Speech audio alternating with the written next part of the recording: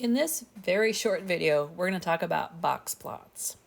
What a box plots or box and whisker plots are the representation, a graphical representation of the 5 values of the minimum, the maximum, the first quartile, the third quartile, and the median. We use these values to compare how close the data is to other data values within the data set. And you may encounter box and whisker plots that have dots marking the outlier values. In those cases, the whiskers are not extended to the minimum and maximum values.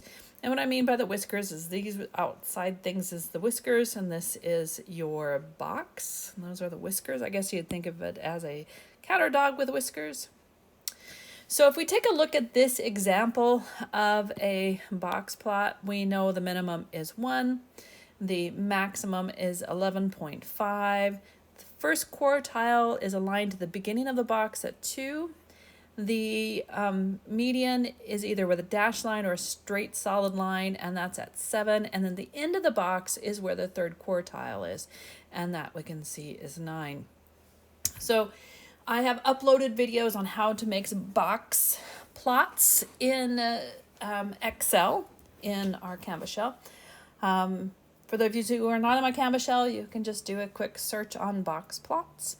There's a really great one that has it horizontally. Most of the box plots you're going to see when you do Excel is going to be vertical, which is totally fine.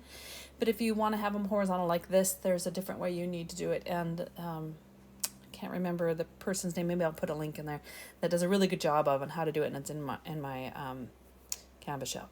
Anyways, if you were to do it by hand, which I'm not going to ask you to do, but if you were to do it by hand, you're just going to start with a vertical line. And you're going to have a number line, and it's going to be, the number line needs to be consistently between each number.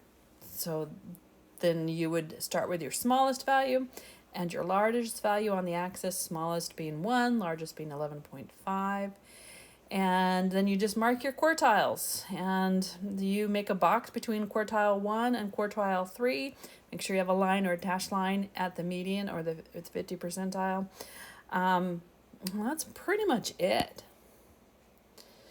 So if you were to do a box plot of this data, now I did this data and I took it out to Excel, and I used the spreadsheet to give it to you. But otherwise, what you would do is you would order it like you normally, if you had to do this by hand, you would order it like you normally would do by hand. You would figure out where the first quartile is. You would figure out where the third quartile is. You would find the median. You can find the minimum and the maximum, and you'd go from there. And this is actually ordered from 136 to 512, so it's already ordered, and you could do it by hand.